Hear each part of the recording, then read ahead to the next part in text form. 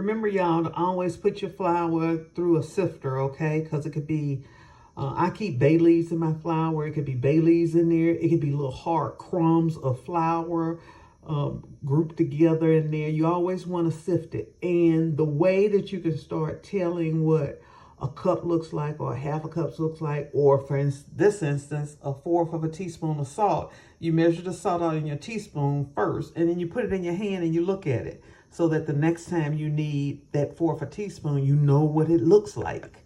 And then you just keep doing that, and over time you'll be able, this is how your mamas and them learn how to do it without using measuring cups and stuff. They could look at their hand or look at a cup and tell, this is a cup of flour, this is a half a cup of flour, this is a fourth of a teaspoon of salt. They did it by looking at it. I'm getting ready to make the easiest cookies in the world, bar none.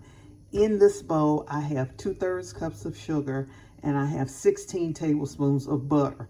Now, I like to give you measurements of butter in terms of tablespoons now, because the manufacturers, a lot of them has changed their packaging, and they give you those short sticks. And if I say a stick of butter, some people may confuse that short stick, which is about 4 tablespoons for a full stick of butter, especially if you're a beginner cook.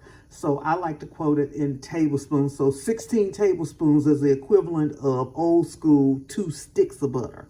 But 16 tablespoons of this is unsalted butter, and 2/3 cups of sugar. And this is where people mess up when they're making cakes and cupcakes and things like that, is that they don't cream the butter and sugar long enough so that it gets to a nice, smooth, wonderful consistency. It literally takes, and I've tested it and tested it and tested it takes about 5 minutes, y'all. And then after the 5 minutes, I turn the mixer off and I scrape the bowl down, and then I do it again for 1 more minute. So at least 5 minutes on this process. So I'm going to scrape the bowl down here. I just added 2 teaspoons of vanilla extract, and I'm going to beat it again for another minute or so. Remember, y'all, we got to scrape that bowl down, especially that bottom part of that bowl. Make sure that bowl is scraped down real good so that all your ingredients are getting mixed in the right way.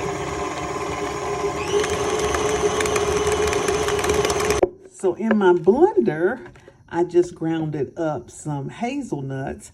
I needed really about 1.5 to 2 cups of hazelnuts. I only got a cup, so I'm going with what I got.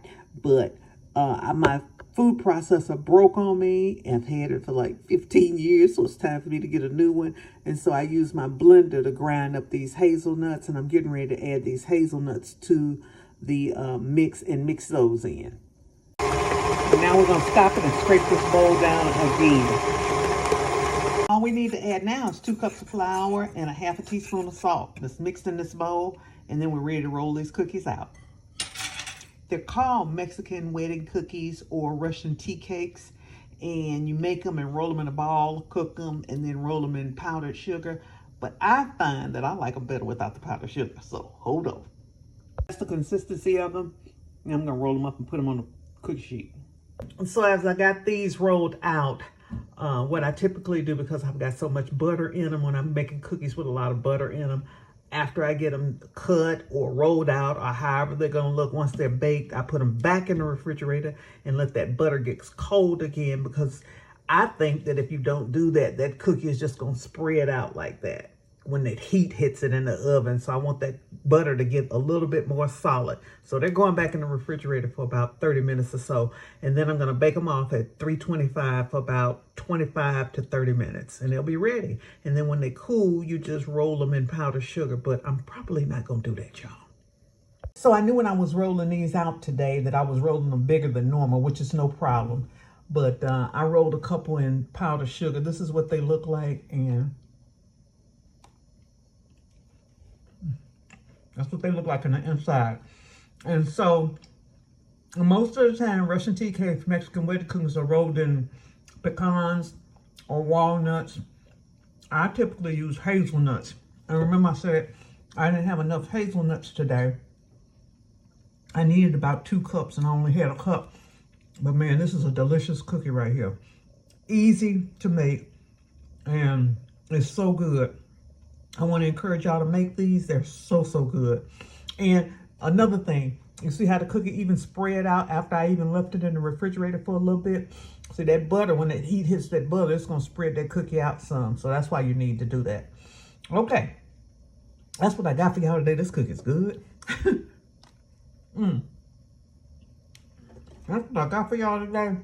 It's good. I still like them with the powdered sugar on them, but because I'm trying to be good, I like to eat them without the sugar on them too. Because they're good enough. The hazelnuts give it enough flavor. They're not overly sweet or anything like that. And so, it's a good treat for your kids that you don't have to worry about them getting too much sugar, okay? Okay. Make these. Enjoy these. I'm Val Taylor. I'll see y'all in the next video, all right? Bye now.